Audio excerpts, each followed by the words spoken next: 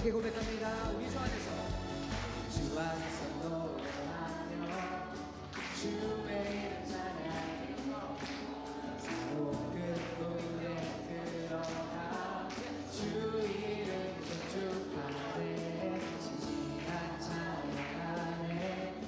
원능이 많이 외치세 할렐루야. 손뼉치며 전능하신 주께 높이 계신 주님께 우리 여기 모인 이유, 우리 마음과 주님을 높이는 것.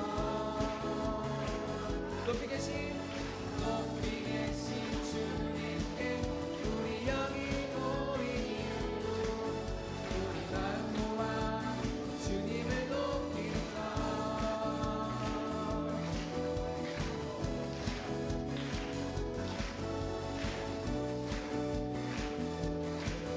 처음부터 고백합니다. 우리 주 안에서, 우리 주 안에서 노래하며 주의 이름 찬양해. 새로운 꿈에 들어가 주 이름 송축하네. 진실한 찬양하네. 원능이 많이 외치세 할렐루야. 손뼉치며 전능하신 주께 높이 계신 주님께 우리 여기 모인 이유, 우리 마음 모아 주님을 높이는 것. 높이 계신 주님께 우리 여기 모인 이유, 우리 마음 모아 주님을 높이는 것.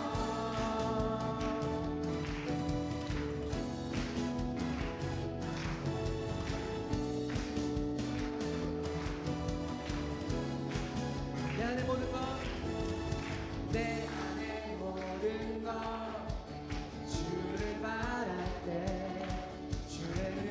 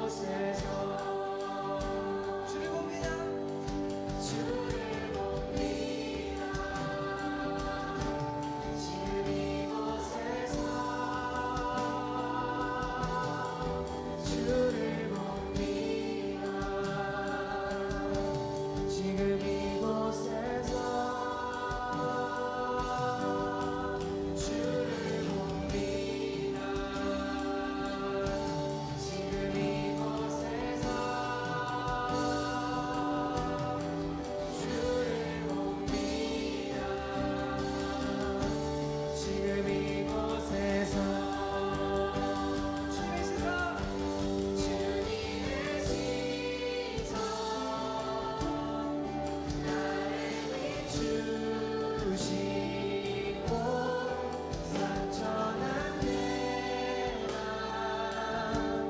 만지시네 말씀하시고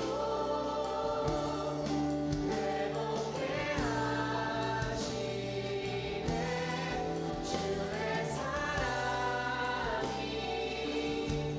다시 살게 하시네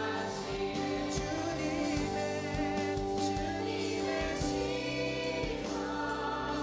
나를 비추시고 상처난 내 맘 만지시네 말씀하시고 회복해 하시네 주의 사랑이 다시 살게 하시네 주님의 시선 나를 비추시고 상처난 내 맘 만지시네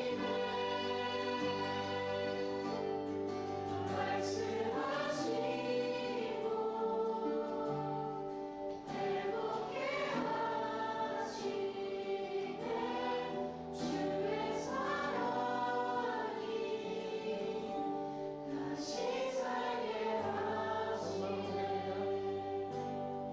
주님의 시선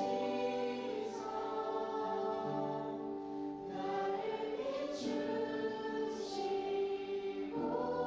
상처난 내 맘 만지시네 말씀하시고 회복해 하시네 주의 사랑이 다시 살게 하시네 시간 기도하며 나가고 합니다. 장장히 기도하며 나가고 합니다. 저희들의 시선이 하나님께만 향하기 원합니다. 다시 한번 주님 앞에 모든 것 내어드리며 우리가 온전히 주님 앞에 나아가기 원합니다. 우리의 모든 시선과 모든 뜻과 모든 힘을 하나님 앞에 맡겨드리며 나아가오니 하나님 우리의 모든 것 배워주시고 우리의 모든 것 받아주시옵소서. 시간 기도하며 나가겠습니다. 기도하겠습니다.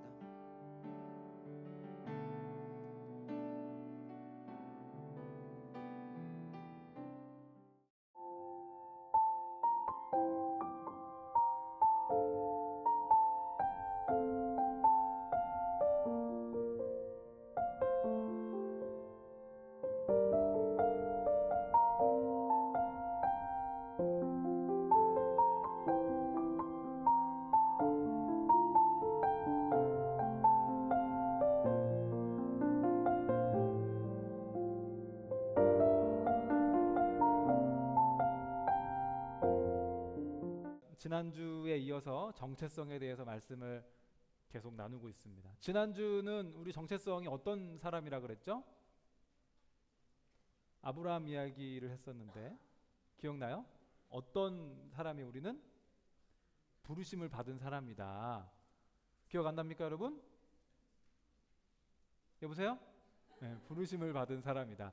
그래서 오늘은 믿음의 사람에 대한 말씀을 나누겠습니다. 여러분 한 번쯤 들어보셨을 만한 얘기일 수도 있는데 그 찰스 브론딘이라는 사람 이름 들어봤어요? 1850년대에 살았던 사람입니다. 조금 된 사람인데 이 사람은 뭐 하는 사람이었냐면은 이런 사람이었어요.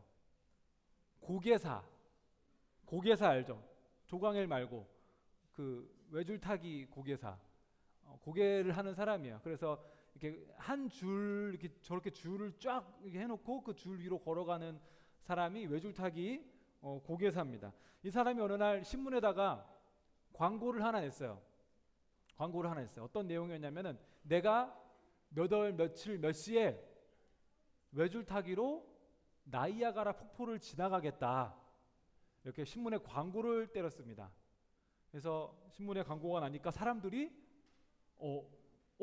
야, 아주 재밌는 볼거리가 생겼구나 해가지고 모여들게 됐죠. 그래서 그날 이 나이아가라 이 폭포에 무려 5천 명이 되는 사람들이 이 찰스 블론든을 보기 위해서 모였다고 합니다. 5천 명이나 되는 사람들이 모였어요.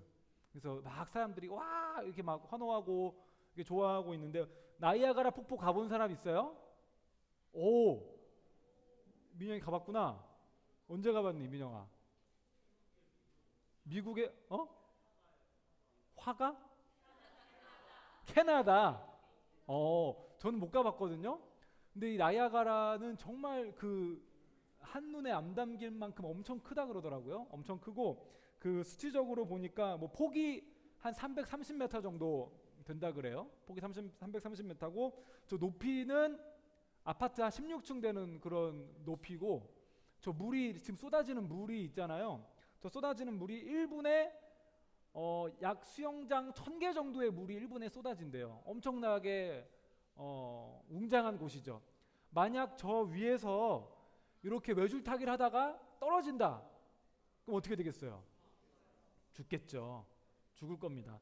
그래서 이 사람이 블론딘이 딱 이제 외줄타기를 하기 전에 사람들한테 질문을 했어요. 여러분 중에 몇 명이나 제가 여기를 건널 수 있다고 믿으십니까? 이렇게 얘기했어요. 그 사람들이 박수를 치면서 소리를 지르면서 와, 당신은 할 수 있습니다 하면서 막 환호를 해줬어요. 그래서 블론든이 알겠다고. 그래서 갔다가 왔어요. 그래서 사람들이 막 엄청 좋아했겠죠. 그래서 블론든이 또 질문을 했어요. 여러분, 제가 만약 여기를 여기 이렇게 보이는 자전거를 타고 건널 수 있다고 하면 여러분 믿으시겠습니까? 이랬어요. 그랬더니 사람들이 와, 믿습니다 난리가 났어요. 그래가지고 또 갔다 왔어요. 그 보니까 뭐 여러 가지 이야기가 있는데 눈을 감고도 갔다는 얘기가 있어요. 그래서 이제 대망의 마지막 순서가 왔어요. 오늘 쇼의 마지막 순서가 왔어요. 질문을 던졌습니다. 여러분, 마지막입니다. 여러분 제가 사람 한 명을 등에 태우고 여기 그 외주를 건널 수 있다면 여러분 믿으시겠습니까? 했어요. 사람들이 뭐 여태까지 한 걸 봤으니까 와, 당신은 할 수 있습니다, 믿습니다 하면서 막 소리를 질러줬어요.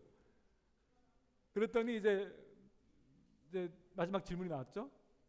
그러면 여러분들 중에서 누가 저의 등에 업혀서 여기를 건너시겠습니까? 이렇게 얘기를 했어요. 그랬더니 그 많은 사람들이, 소리 지르던 사람들이 쥐죽은 듯이 꼴깍꼴깍 침만 삼키면서 네가 갈래 이런 분위기가 연출이 됐다고 합니다. 그래서 결국에는 거기 많은 군중들 중에 이 블론든의 친한 친구가 와 있었대요. 워싱턴이라는 친구가 와 있었는데 결국은 그 친구가 등에 그림이에요. 네. 사진은 아니고, 사진도 있었는데 이게 더 뭔가 좀 느낌이 있어가지고 가져왔는데, 그 친구를 등에 업고 결국은 갔다 왔다 하는 실화입니다. 쳐보면 많이 나와요. 실화입니다. 찰스 블론든 치면은 영상까지는 없고 사진들이 많이 있더라고요. 친구 업고 가는 사진이 있어요.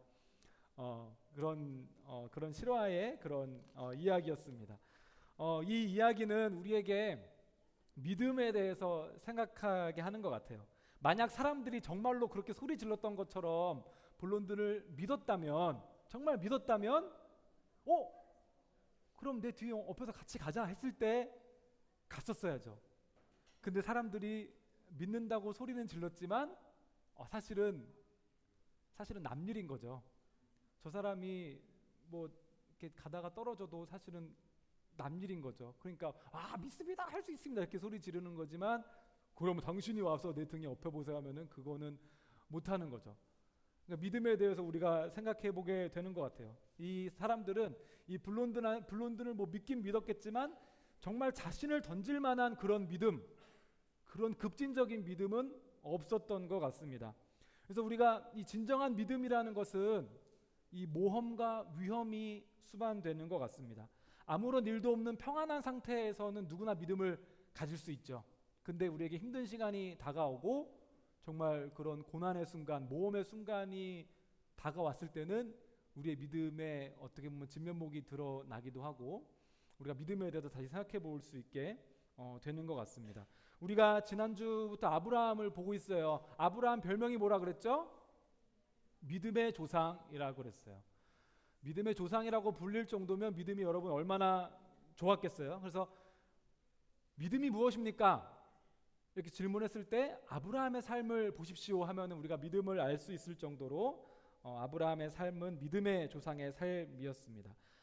지난주에도 얘기했지만 아브라함이 처음부터 믿음이 좋았던 건 아니죠. 하나님께서 그의 삶 가운데 점차 믿음을 성장시켜 나갔고 믿음이 좋아지게끔 주님께서 만들어 주셨습니다. 그래서 지난주엔 우리가 하나님께서 아브라함에게 너 살던 곳을 떠나라. 나이 75인데 너 떠나야 된다. 그랬을 때 아브라함이 떠나는 믿음으로 떠나는 그런 모습을 우리가 봤었습니다. 오늘 우리가 읽은 그 본문의 이야기는 아브라함의 믿음의 이야기 중에 최절정으로 불리우는 그런 말씀입니다. 많이들 알고 있는 그런 말씀이에요. 오늘 그 아브라함이 이삭을 바쳤던 그런 이야기인데 이 이야기를 통해서 하나님께서 여러분들에게 믿음에 대해서 또 도전해 주시는 그런 시간이 되었으면 좋겠습니다. 자, 1절 말씀을 우리가 다시 한번 읽어보겠습니다. 시작. 이런 일이 있은 후 하나님께서 아브라함을 시험하셨습니다. 하나님께서 아브라함에게 말씀하셨습니다. 아브라함아, 그가 대답했습니다. 예, 제가 여기 있습니다.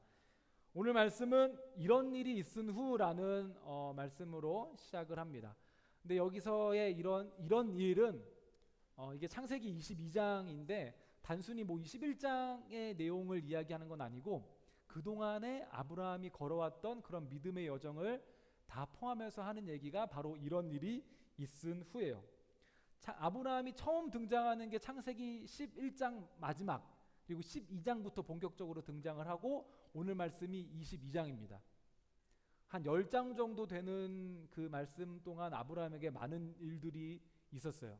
그동안 이제 믿음이 성장을 한 건데 그 사이에 아브라함이 정말 하나님 보시기에 올바른 결정, 믿음의 결정을 한 때도 있었지만 그렇지 않을 때도 많이 있었습니다.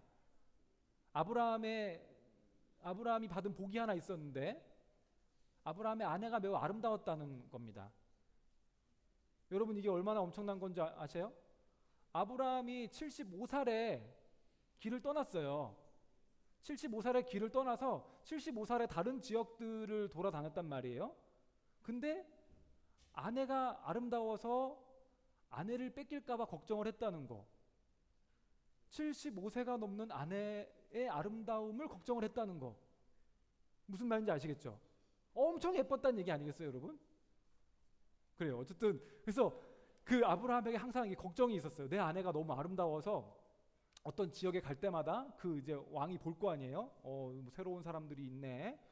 야, 너 아내가 굉장히 예쁘구나. 너의 아내를 나에게 주렴. 이러면서 보통은 어떻게 돼요? 남편을 죽이죠. 그 아내를 갖기 위해서. 그러다 보니까 이제 아브라함이 머리를 쓰죠. 어떻게 머리를 써요? 이 사람은 내 아내가 아니라 여동생입니다. 드리겠습니다. 이렇게. 그렇게 해서 근데 아브라함이 그런 일을 2번이나 했어요. 2번이나. 그 처음에 이제 이집트인가요? 처음에 갔을 때는 아내를 완전히 줬다고 돼 있어요. 아내를 완전히 줬다고. 그 2번째는 이제 꿈에서 하나님이 이제 그 아비멜렉 왕에게 이제 막으셨던 그런 내용이 나오는데 아브라함이 어떻게 보면 믿음이 없는 거죠. 하나님이 자기를 지켜주실 거라는 믿음이 없이 내가 내 예쁜 아내 때문에 죽게 생겼구나 하면서 이제 자기만의 방법으로 이제 자신만의 지혜로 이렇게 길을 헤쳐나갔던 그런 모습이 있죠. 또 아브라함이 어떤 실수를 했었죠? 하나님이 이삭을 주겠다 그랬어요. 아들을 주겠다 그랬어요. 근데 10년이 지나도록 하나님이 아이를 안 주셨어요. 10년.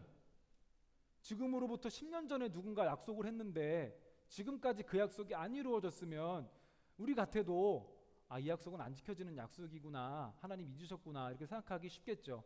아브라함과 사라도 그렇게 생각을 했어요. 그래가지고 우리가 그 사라가 나는 안 되니까 내 여종을 통해서 아이를 가지십시오 해가지고 아이가 생겼죠. 이스마엘이라는 아이가 생겼죠. 근데 하나님이 보시기에 이것도 믿음의 행동이었어요? 아니었어요? 아니었죠. 불신의 그런 행동이었죠. 그래서 이 창세기 12장부터 22장에 이르는 이 기간 동안 아브라함이 믿음으로 행하지 못한 행동들도 많았지만 이상하게 하나님이 아브라함을 꾸짖지 않으시더라고요. 꾸짖지 않으시고 꾸짖는 대신 언약을 계속해서 하랑아 언약을 계속 혼내지 않으시고 언약을 계속해서 말씀해 주셨어요. 내가 너에게 복을 주고 너는 잘 될 것이다. 하나님께서 그런 끝없는 인내를 통해서 아브라함을 이끌어 오신 거죠. 그래서 이 기간들을 통해서 아브라함의 믿음이 점차 자라나게 됐습니다. 어떤 믿음이 자라나게 됐냐면은 이 하나님께서 이 약속하신 이것은 내가 잘해서 이뤄내는 것이 아니구나. 하나님께서 이뤄가시는 것이구나. 내가 실수하고 넘어지고 부족하기도 하지만 그럼에도 불구하고 하나님의 약속을 이뤄가시는구나.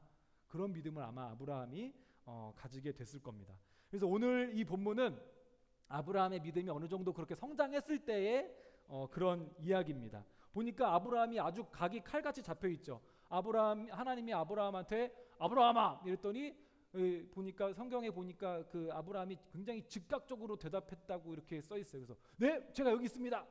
군대에서나 볼 법한 그런 각 잡힌 모습이 아브라함에게서 나오죠.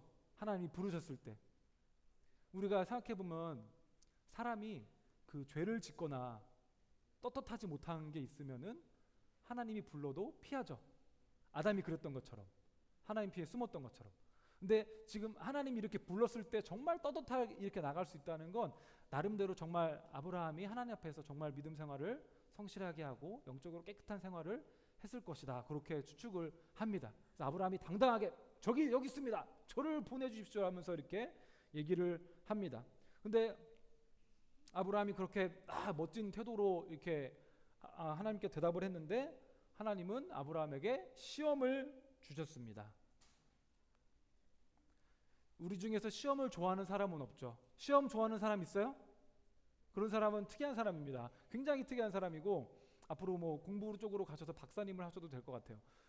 시험을 좋아하는 사람은 거의 없다고 볼 수 있어요. 저도 시험을 굉장히 무서워하고 싫어했어요. 예전에 제가 얘기했었죠. 저 시험 보다가 지린 적 있다고. 싫어합니다. 시험 보다 그것도 중학생 때. 어렸을 때 이야기가 아니에요. 중학생 때 시험 보다 지린 적이 있어요. 시험이 너무 싫고 무서워서. 그리고 고등학교 때는 그 뭐 중간고사, 기말고사 이렇게 뭐 중간고사가 끝났어요. 근데 분명히 끝났거든요. 근데 내가 집에서 잠을 자는데 시험이 아직 안 끝난 꿈을 꾼 거야. 화들짝 소리를 지르면서 깨었습니다. 시험 끝났는데 끝났더라고. 일어나보니까 깼더라고. 근데 내가 얼마나 스트레스를 많이 받았던가를 알 수 있었어요. 저 시험 정말 싫어합니다. 네. 어느 정도 이제 나이가 되니까 시험을 많이 보진 않는데 그래도 시험은 정말 두려운 일인 것 같아요. 우리 중에 시험을 좋아하는 사람은 아무도 없지만 근데 시험에도 어떻게 보면 유익이 있죠. 아무래도 우리가 시험이 있으니까 그래도 억지로라도 공부를 하지 않겠어요. 그죠? 만약 이 세상에 시험이 없다. 그러면 여러분들 공부 열심히 할까요? 운동하는 친구들 시합이 없다. 맨날 연습만 한다. 그러면 열심히 할 맛이 날까? 아니지, 가끔 시합도 뛰어주고 해야 그러면서 좀 이렇게 열심히 좀 하게 되고 공부도 시험도 너무 괴롭지만은 그래도 그것 때문에라도 우리가 조금 열심히 하게 되고 나중에 그게 기억에 남죠. 그런 유익이 좀 있긴 있단 말이에요. 그래서 이 시험은 우리의 그 현 주소를 알게 해줍니다. 내가 알고 있는 게 뭐고 모르는 게 뭐고 이런 걸 알게 해주는 그런 유익도 있습니다. 그래서 하나님께서 아브라함에게 시험을 주시면서 이제 아브라함을 좀 돌아보게 하시는 거죠. 나의 믿음이 지금 어느 정도인가 돌아보게 하는 그런 시험을 하나님께서 주셨습니다. 근데 문제는 시험의 난이도가 굉장히 어려웠다는 거예요.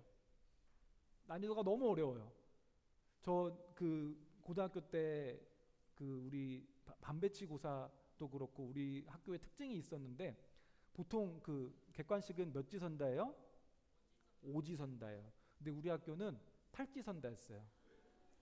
찍기도 힘들어요. 굉장히 극악한 그런 시험이라고 볼 수 있죠. 네. 시험 중에서도 이렇게 좀 찍어서 될 수 있는 시험이 있는가 하면은 난이도가 어려운 시험이 있습니다. 오늘 아브라함에게 주신 시험이 굉장히 어려운 시험이죠. 이런 시험이에요. 한번 읽어봅시다. 시작. 여호와께서 말씀하셨습니다. 내 아들, 내가 사랑하는 내 외아들 이삭을 데리고 모리아 땅으로 가서 내가 내게 지시하는 산에서 그를 번제물로 바치라. 굉장히 어렵고 이해하기 어려운 그런 시험이죠. 하나님이 분명히 이삭을 통해서 큰 민족을 이루게 하시겠다고 약속하셨어요. 다른 자식이 아니라 이삭을 통해서 네가 큰 민족을 이루게 될 거라고 약속을 하셨단 말이에요. 그리고 그 약속을 따라서 아브라함이 이렇게 살아왔어요. 근데 어느 날 갑자기 하나님이 표정을 싹 바꾸시더니 그 아들을 죽여라 이렇게 말씀하시는 거예요. 이해하기가 어렵죠. 하나님 어디 안 좋으세요? 왜 갑자기 지금까지 이렇게 하라고 하시다가 갑자기 이렇게 하시는 거예요? 이해하기 어려운 그런 시험이죠. 그래서 그리고 게다가 번제물로 바치라는 거는 단순히 바치라는 게 아니죠. 어떻게 바쳐야 된다는 얘기예요? 아들을 칼로 찔러 죽이고 각을 떠가지고 피를 뿌리고 그리고 활활 태워서 아들을 죽여야 된다는 얘기예요. 직접 아빠가 호응 고맙습니다. 호응을 이렇게 해주니까 아주 신나네요. 네. 눈을 크게 뜨고 이렇게 이렇게 해주는데 네. 이 번제라는 거는 정말 국물 하나 남지 않는 그런 제사거든요. 다 태워버리는, 다 싸그리 없애버리는 그런 그게 번제란 말이에요. 하나님께서 아브라함에게 이런 시험을 주셨습니다. 이 모든 시험 볼 때 중요한 게 있죠. 출제자의 의도. 출제자는 어떤 시험을 내는가, 이 시험은 어떤 뜻이 있는가가 중요한데 하나님께서는 이 시험을 왜 내셨을까? 우리가 늘 하는 얘기지만 질문 속에 답이 있다 그러죠. 하나님이 왜 이 시험을 내셨는가? 이 질문 속에서 우리가 답을 찾을 수 있습니다. 뭐가 답일까요? 질문 속에 답이 있다. 나온 것 같은데? 정현문 선생님 뭐라고 하셨어요? 맞습니다. 정답입니다. 질문 속에 답이 있어요. 왜 하나님이 이 시험을 주셨는가? 내 아들, 내가 사랑하는 내 외아들 이삭. 이 표현이 힌트입니다. 하나님께서 왜 이 시험을 주셨냐면은 아브라함이 어느 날 보니까 하나님보다도 누구를 더 사랑해요? 이삭을 더 사랑하는 거예요. 보세요. 이게 굉장히 반복적이고 강조적인 표현이거든요. 그냥 내 아들 이삭이라고 할 수도 있는데 내 아들, 내 사랑하는 내 외아들 이삭. 사실 그리고 여러분 알다시피 이삭은 외아들이 아니에요. 형이 있잖아요. 배다른 형이 있잖아요. 이스마엘이 있거든요. 근데 이 외아들이라고 한 거는 그만큼 아브라함 마음속에는 이삭이 넘버 원인 거예요. 외아들처럼. 그러니까 하나님이 이 시험을 내신 이유가 이제 드러나죠. 아브라함이 하나님보다도 사랑하는 것이 생긴 거예요. 그래서 이 시험을 주신 거죠. 네가 그렇게 사랑하는 그것을 바칠 수 있겠냐. 우리가 쉽게 경험할 수 있는 거는 저는 이거라고 생각합니다. 우리가 주기적으로 핸드폰을 바꾸죠. 주기적으로 핸드폰을 바꾸는데 제가 이거를 작년에 바꿨거든요. 제가 말씀드렸었죠. 다이어트 해가지고 아내가 사준 거라고. 다이어트 실패했지만 아내가 은혜로 사줬던 그런 핸드폰입니다. 지금은 뭐 조금 막 다루기도 하는데, 처음 샀을 때는 진짜 애지중지 그 핸드폰이 택배로 왔는데 다 그런 생각 해봤을 거예요. 핸드폰이 택배로 왔거든요. 이거 택배 아저씨가 막 던진 거 아니야? 이거 막 여기저기 그러면 안 되는데 막 꺼내가지고 막 기스 났나 안 났나 보니까 그 옛날에는 삼성 핸드폰에 필름을 붙여서 이제 생산이 됐거든요. 근데 요즘은 필름이 안 붙여서 나오는 거예요. 그래서 제가 이거 큰일 났다. 기스 나면 안 돼. 바로 제가 삼성 서비스 센터 가서 정품으로 필름을 붙였어요. 정품으로. 좋다. 그래가지고 근데 알고 보니까 제가 조금 조금 싸게 샀는데 그 케이스가 안 온 거예요. 케이스가 없는 거죠. 큰일 났다. 그래서 바로 또 나가가지고 케이스 하나 사고. 그래가지고 막 애지중지 막 하면서 이렇게 막 화면이 이렇게 크네 하면서 제가 이렇게 좋아했던 기억이 납니다. 그래서 제 아내가 후회했어요. 괜히 사줬다고. 핸드폰에 미쳤다고. 핸드폰만 보고 산다고. 근데 솔직히 저만 그런 거 아니잖아요. 핸드폰 누구나 처음 사면은 보통 한 1주, 2주까지는 진짜 애지중지 하지 않아요? 그쵸? 그런 기분을 생각해 보면 좋을 것 같아요. 물론 100세에 낳은 아들 그거에 비할 바는 아닌 것 같아요. 100세에 낳은 아들 금이야 옥이야 어디 다치진 않았니? 이제 막 집에서 난리를 쳐도 괜찮아 그럴 수 있는 것이 바로 100세의 낳은 아들이겠죠. 자, 정말 금이야 오기야 키우는 사랑하는 그런 아들, 그런 아들입니다. 우리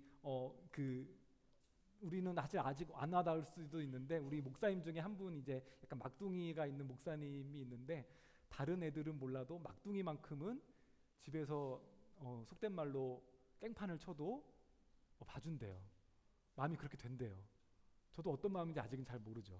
근데 그런 마음이 훨씬 더 큰 마음이 아브라함의 마음이 아니었을까. 얼마나 귀한 아들이었겠어요. 근데 하나님께서 바쳐라고 하시는 거예요. 네가 나보다 더 사랑하는 그 이삭을 바치라고 하나님께서 말씀하십니다. 이것은 단순한 건 아니고 이삭만 바치는 거에 대한 문제는 아니에요. 아브라함의 인생이 걸려있는 문제예요. 왜냐하면 아까도 얘기했지만 아브라함이 75살에 멀쩡히 잘 살고 있다가 하나님이 너 내가 가라고 하는 곳으로 가고 이제 내가 살려고 하는 인생을 살아라. 내가 주는 약속대로 살아라고 했어요. 그래서 지금 75세에 나와서 지금 이 시점은 아마 한 40년이 지난 시점이라고 아마 생각이 됩니다. 거의 한 40년에 가까운 세월을 하나님이 주신 약속만 보고 앞만 보고 달려온 거예요. 다른 거 다 버리고 내가 그동안 쌓아왔던 것들, 그동안 이뤘던 모든 것들 다 버리고 하나님만 보고 직진하고 내가 이렇게 달려왔는데 그 하나님만 보고 달려온 중심에는 약속이 있었죠. 내가 너의 자식을 통해서 큰 민족을 이루게 할 거다. 그 약속만 보고 이렇게 달려왔는데 갑자기 그 달려왔던 그 약속의 중요한 그 약속의 그 근거가 될 수 있는 거를 없애버리라고 하니까 그럼 그동안 내가 40년 동안 달려온 삶은 뭐지? 이렇게 되지 않았겠어요? 아브라함이 이삭을 바친다는 것은 아브라함의 인생도 바치게 되는 그런 일이라고 볼 수 있습니다. 여러분은 보물 1호가 뭐세요? 뭐가 제일 귀하세요? 핸드폰이에요? 보물 1호가 딱히 없으면 여러분의 꿈은 뭐예요? 뭐를 위해서 열심히 살고 있어요? 없어요? 돈? 예언이니? 돈 좋아? 돈 좋아요. 솔직히가 좋습니다. 누구나 보물이 있고 꿈이 있죠. 내가 이거를 위해서 살아간다는 꿈이 있겠죠.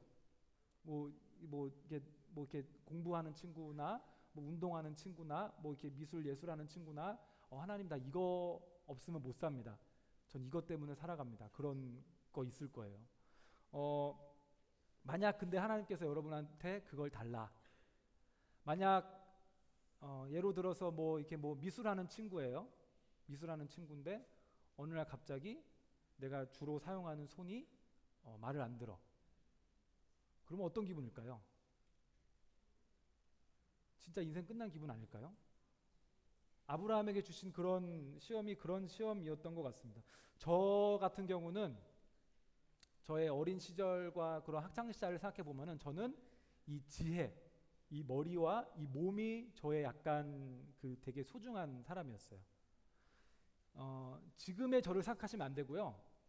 제가 정말 중고 대학교 시절에는 제 입으로 말하기 그렇지만 좀 날라다녔어요. 공부로. 중학교 때 제가 전교 1등 2번 했어요. 전교 1등 2번 했고 고등학교 때도 모의고사 때 1등 한 번 했어요. 무려 6월 모평이었던 걸로 기억합니다. 고3 6월 모평. 저 잘 나갔어요. 그리고 제가 대학교를 갔을 때도 4.5 만점 2번 받았어요. 전액 장학금도 받아가지고 그걸로 유럽 여행도 갔다 왔어요. 그래서 제가 하고 싶은 말은 뭐냐면은 저는 이게 너무 중요한 사람이었어요. 이게 나는 이걸로 산다. 이게 날 먹여 살릴 것이다. 그리고 저는 건강도 엄청 건강했거든요. 제가 한 고등학교 때 운동에 눈을 떴어요. 그때 저는 되게 말랐었는데 근데 마른 내 모습이 보기 싫더라고요. 애들도 무시하는 거. 그래서 운동을 그때부터 시작했는데 거의 이제 중독 수준으로 했죠. 그래서 거의 이제 대학교 이제 20살 초반 그때쯤은 몸이 진짜 좋았어요. 그래서 지나가면은 여성들의 시선이 느껴질 정도. 정말로 진짜로 자신감 충만하죠. 나 공부도 잘하는데 건강도 좋아. 두려울 게 뭐예요? 이런 삶을 제가 살았고 저는 그게 저한테 제일 중요한 거였어요. 만약 그게 없어진다면은 저는 상상하기 어려운 그런 저의 모습이었죠. 근데 이게 되게 설명하기 어렵고 뭔가 이해하기 어려운 일인데 제가 아까 말씀드렸던 것처럼 그 전액 장학금을 받아서 유럽 여행을 갔어요. 그래서 한 달 정도를 갔어요. 친구들 셋이랑. 그래서 유럽의 5개 나라를 갔었죠. 프랑스, 독일, 이탈리아, 스위스, 체코, 이렇게 5나라를 갔어요. 정말 즐거운 인생이었죠. 젊은 날에.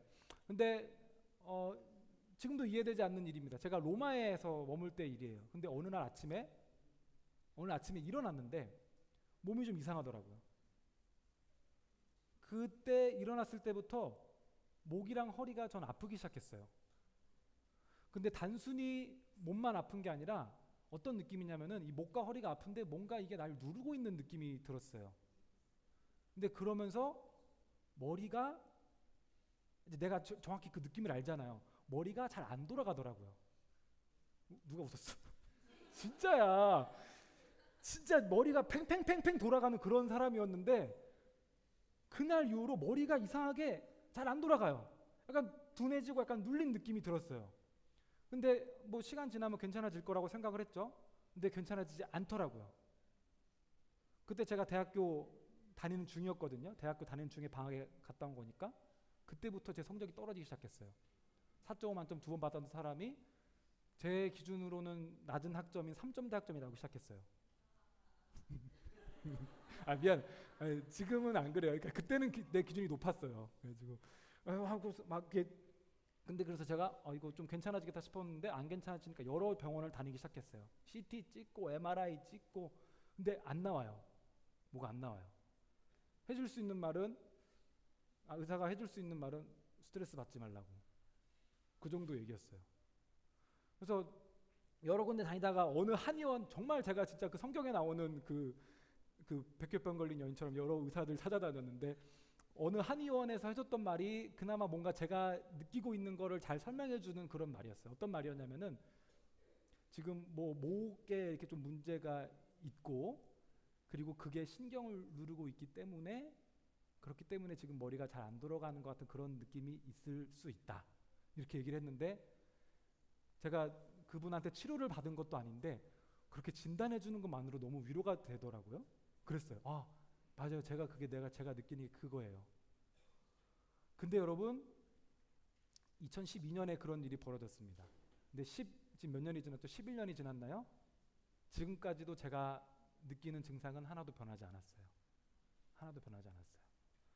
그때 제가 2012년에도 제가 지금 같이 살고 있는 친구, 제 아내랑 사귀고 있을 때였거든요. 제 아내가 저한테 질문을 했었어요.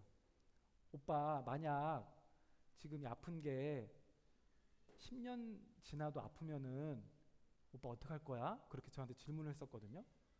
제가 그걸 상상해보고 진심으로 대답했어요. 나 자살할 거야. 내가 이런 모습으로 내가 평생 살아야 되고 이런 모습으로 이렇게 살아야 되면은 나 죽는 게 나을 것 같아. 약간 좀 어린 나이에 약간 좀 욱해서 그렇게 한 얘기이기도 하죠. 근데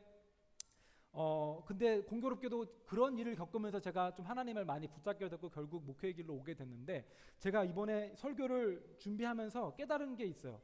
내가 지금까지도 그거를 못 내려놨구나. 내가 그 지혜와 건강을 지금까지도 내가 아직 못 내려놨더라고요. 지금도 내가 그걸 얼른 찾고 싶어요. 그때의 건강한 나를 얼른 찾고 싶고 그때의 지혜로웠던 나를 찾고 싶어요. 근데 그렇게 안 되더라고요. 근데 그게 아직 내가 해결이 안 됐더라고요. 내가 그거를 하나님이랑 아직 해결을 못 봤어요. 하나님 나 이거 없어도 괜찮아요를 못 하겠더라고요. 찾고 싶어요. 건강이랑 내 지혜를 찾고 싶어요. 아직 해결이 안 됐더라고요. 그런 모습 보면서 내가 정말 소중한 거를 아직 하나님께 내어드리지 못했구나라는 생각을 했었습니다. 근데 오늘 아브라함을 보면요, 아브라함은 그렇게나 소중한 자기 아들 이삭을 달라고 했을 때 정말 지체 없이 떠나는 모습을 볼 수 있어요.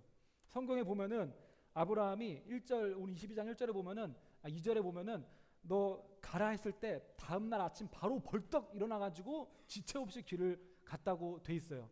지체 없이 길을 갔고 그리고 그 자식을 이삭을 데리고 그 번제단에 눕혀서 칼로 찌르려고 하는 순간까지 성경에 보면은 아브라함이 지체했던 순간이 한순간도 없죠. 오히려 여러분 오늘 말씀 창세기 22장의 몇 절이더라? 22장의 11절을 보면은 제가 한번 읽어드릴게요. 그때 여호와의 천사가 하늘에서 아브라함을 불렀습니다. 아브라함아, 아브라함아. 그가 대답했습니다. 제가 여기 있습니다. 이 말씀을 보면은 오히려 여호와의 천사가 당황한 것처럼 보여요. 저는. 오 아브라함아, 아브라함아. 이렇게. 야 아브라함 이렇게. 굉장히 다급한 그런 기운이 저는 느껴지거든요. 오 지체 없이 막 가가지고 확 하려고 아브라함 아니야 그거 아니야. 이런 모습이 저는 느껴집니다. 아브라함이 그렇게 지체가 없고 그렇게 거침없이 자신의 그 소중한 아들을 바치는 거예요. 야, 아브라함은 피도 눈물도 없나? 여러분, 아브라함이 어떻게 그럴 수 있었는가에 대해서 히브리서에서 우리에게 말해주고 있습니다. 한번 읽어봅시다. 시작. 아브라함은 하나님께서 죽은 사람도 살리실 수 있다고 생각했습니다. 그러므로 비유로 말하자면 그는 이삭을 죽은 사람들로부터 돌려받은 것입니다. 아멘. 아브라함이 그렇게 지체 없이 이삭을 죽이려고 할 수 있었던 이유, 자신에게 정말 소중한 그것을 하나님께 내어놓을 수 있었던 이유는 여기 나온 것처럼 아브라함이 믿는 하나님은 어떤 하나님이었던 거예요? 죽은 사람도 살리시는 하나님. 아브라함은 자기가 믿는 하나님이 죽은 사람도 살리실 수 있는 전지전능하신 하나님이라고 믿었기 때문에 지체 없이 자신의 아들을 드릴 수 있었던 겁니다. 하나님께 집중했기 때문에, 내가 믿는 하나님이 어떤 분인지에 대해서 집중했기 때문에. 만약 아브라함이 하나님께 집중하지 않고 하나님이 주신 약속, 그 축복의 약속에 집중했다면 그러면 이렇게 할 수 있었을까요? 죽이라고 했을 때 하나님이 분명 나에게 이런 약속을 주셨고 축복을 주셨는데 근데 얘가 죽으면은 그 축복의 약속이 이루어질 수 없는데 하면서 주저했겠죠? 근데 아브라함이 집중했던 거는 하나님이 주신 약속이 아니라 약속을 주신 하나님, 약속의 주인 되신 하나님, 약속을 이루시는 하나님을 봤기 때문에, 죽은 자도 살리시는 전능하신 하나님을 봤기 때문에 주저함 없이 이렇게 자신의 삶을 하나님께 던질 수 있었던 것입니다. 하나님은 다 계획이 있으시니까, 하나님은 전지전능하시니까. 그래서 아브라함이 그렇게 할 수 있었습니다. 여러분이 믿는 하나님은 어떤 하나님인지 한번 돌아봤으면 좋겠습니다. 여러분이 믿는 하나님은 어떤 하나님이에요? 너무 작은 하나님은 아닙니까? 크고 위대하신 하나님을 여러분도 믿고 있어요. 아브라함이 믿고 있던 죽은 자도 살리신 하나님, 실제로 예수 그리스도를 죽은 자 가운데서 살리셨던 하나님, 그 능력의 하나님을 내가 믿고 있습니까? 나의 하나님이 그런 하나님이에요? 나의 하나님이 작은 하나님이면 하나님일수록 우리의 삶의 믿음도 작아지고 우리의 모험도 작아지겠죠. 하지만 우리가 믿는 하나님이 정말 크고 위대하신 하나님이라는 걸 우리가 믿었을 때 우리가 믿음으로 삶을 던질 수 있고 나아갈 수 있는 줄로 믿습니다. 여러분의 믿음의 지경을 넓히셨으면 좋겠고 여러분의 믿는 하나님이 정말 크신 하나님이었으면 좋겠습니다. 그렇게 여러분이 아브라함처럼 여러분의 삶을 던질 수 있었으면 좋겠습니다. 그래서 두려워하고 전전긍긍하고 끙끙대면서 살아가는 그런 삶이 아니라 담대하게 크신 하나님 믿으면서 하나님이 하실 것이다, 내가 믿는 하나님은 가능하신 분이다, 그렇게 그 하나님을 믿으면서 살아갈 수 있는 여러분들이 되었으면 좋겠습니다. 그런 과정 가운데 여러분들의 믿음이 점차 성장할 수 있을 줄로 믿습니다. 아멘. 그래서 교회에서 캠프 간다, 파스한다, 아울리치 간다 했을 때 한 번쯤은 여러분들이 좀 이렇게 나의 틀을 깨고 도전해봤으면 좋겠어요. 저 이번에 또 공부해야 되고 할 일들이 있는데요. 근데 한 번쯤은 깨고 정말 도전해보세요. 그러면 하나님께서 분명히 역사하시는 것들이 있을 겁니다. 여러분의 틀을 깨고 크신 하나님께 여러분을 던질 수 있는 여러분들이 되기를 바랍니다. 이제는 우리 주 예수 그리스도의 은혜와 하나님 아버지의 크신 사랑과 성령의 교통하심이 믿음의 조상 아브라함처럼 크신 믿음을 가지고 크신 하나님을 믿는 믿음을 가지고 담대히 나아가길 원하는 이 자리에 고개 숙인 모든 예배자들 머리 위에 지금으로부터 영원히 함께 계시길 간절히 축원하옵나이다. 아멘.